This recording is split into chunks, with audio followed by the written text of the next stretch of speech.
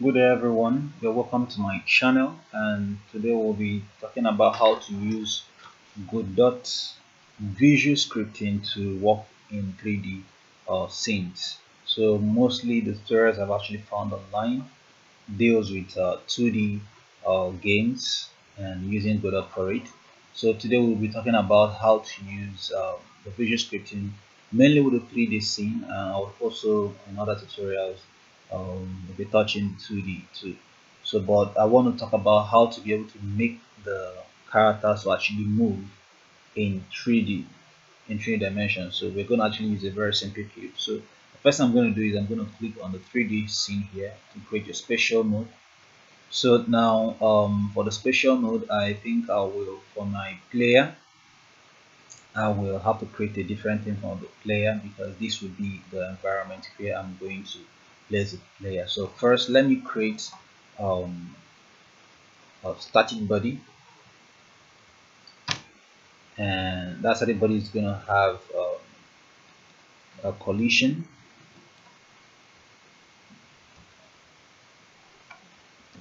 shape. So that collision shape, I'm going to make it to be a box, and I'm going to also add on the static body mesh instance. So the mesh instance will also be a cube. Now what I just create right now will be my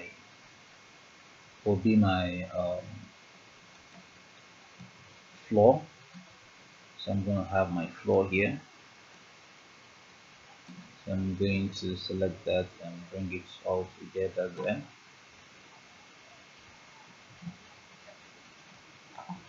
I like to select them and scale them up.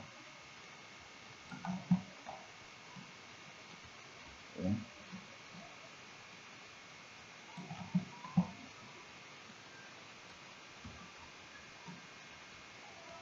Alright, so here will be our normal scene. So we'll have our collision. I think I would like to move the collision to be a bit smaller here. So I want to have my player. So let me just save the scene and call it my scene. And I'm going to create a folder called the scenes because we're going to be doing more on this. So I'm going to click on that.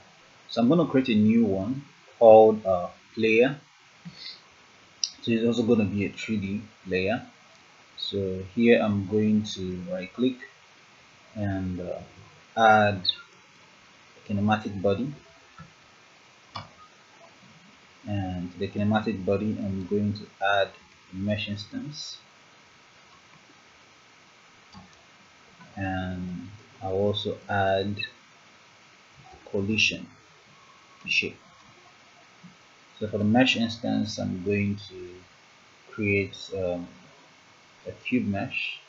Preferably let's go for a capsule here, and I think I will merge it this way, and I'm going to select this and change that to also a capsule. So we're going to be like that, just just to make it a little bit unique. I would have used a cube, so I'm going to select that and move it up a bit. So now coming to the coding part, because we're actually trying to implement visual scripting to make whatever we want to actually do. So I'm going to save this. I'm going to call this my player, and I'm going to save this. So now I want to put a code here. So I'm going to right click here, and I'm going to go attach scripts. So I'm going to change the GD script. I wouldn't use the GD script. I'm going to use the visual scripting. So I'm going to select that and click on create.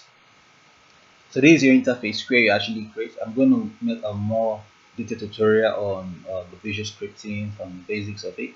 So but right now we just want to go straight to how to make that character to actually move in visual scripting. We're not using any GD script here, we're using purely visual scripting. So I'm going to right click and go for move and collide. So you have here the vector 3. If you are doing 2D, you have to go for vector 2. So I will go for move and collide. So first I'm going to get my physics process, or rather, let me just use a process here. So there is the first thing. This once the game starts, so it actually starts a process. So I can be able to actually connect this to this if I want to. But before I will do this, I will want to control this with my keyboard. All right. So to do that, I'm going to click and drag. All right, and get my condition.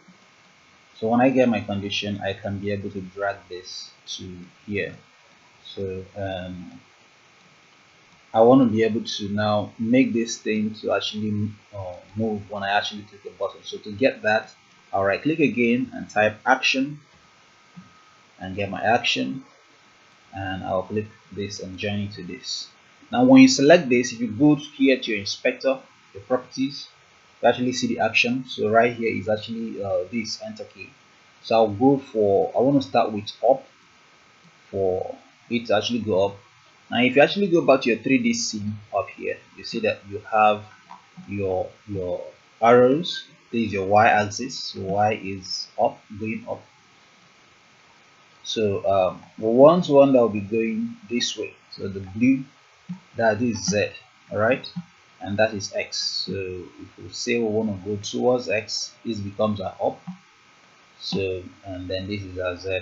So up will be on the x-axis. So I'll go back here and I'll go to this. So x-axis. So let me go for 0.5 and enter for it to actually accept it. So now let's just go ahead and test this and see what it looks like. All right. So save this and I'll go back to my scene here. Now watch what we're going to do here. So I'll go back here and I will get my player. Let me go to my scene. So this is my player. I can drag him and drop him here. All right. So let's just drop him here and let's scale him up a little bit.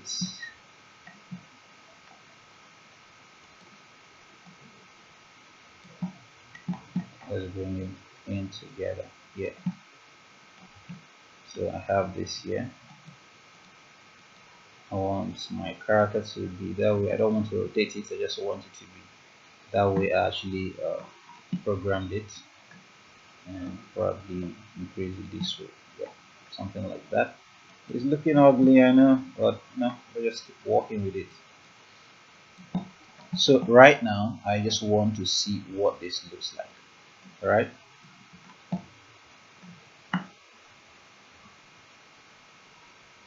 So I think there is a little problem here. Let's delete that. I just noticed something here. The player will have collision. Something happened to my collision shape there, and the collision shape should be a new box. It should be down and that and that and that. Okay. So I'm going to select this player and let's drop it under here. Okay, so we'll have the player, there's a spatial there, so we'll have that. Okay, so now let's play this game and see. For us to actually play the game, we'll have to actually get our camera.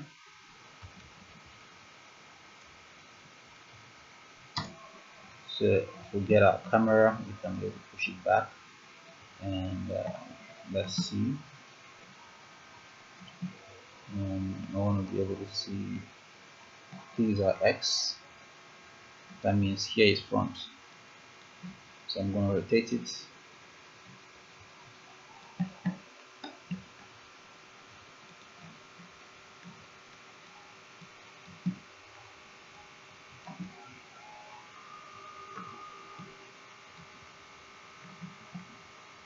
So when I rotate, I would like to select my player once more, push it back a bit, and I'm going to play my game.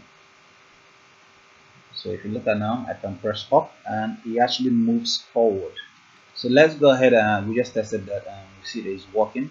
So let's go back to our player, click on that and let's do the rest. So I have this, press Ctrl D, and I'm going to go for negative 0.5.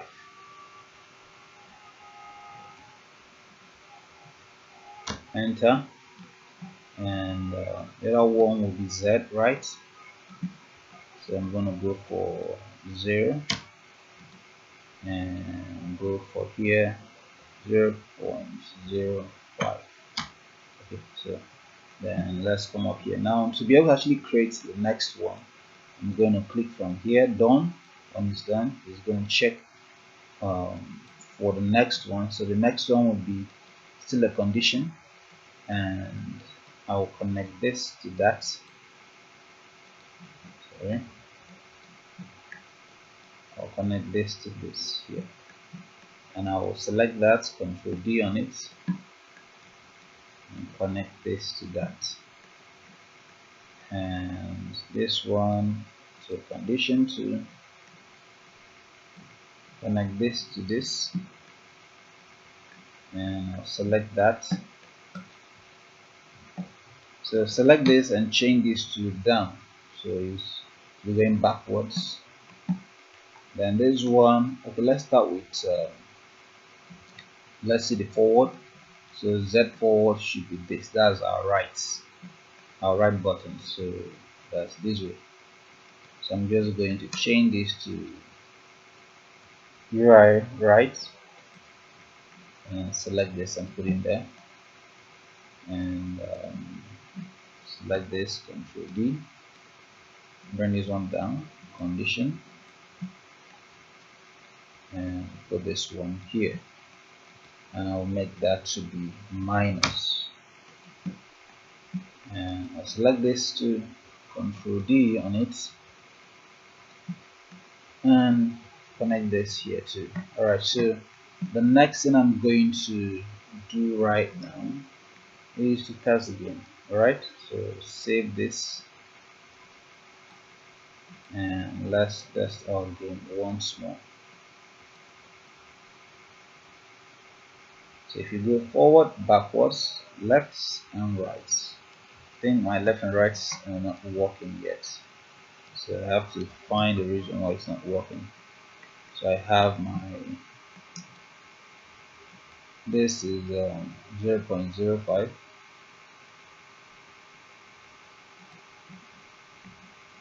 that's right. Oh sorry, this is left. Okay, so I have right and then left. So left is the other way, the negative. So let's do that again. So play that, up, back, left, right.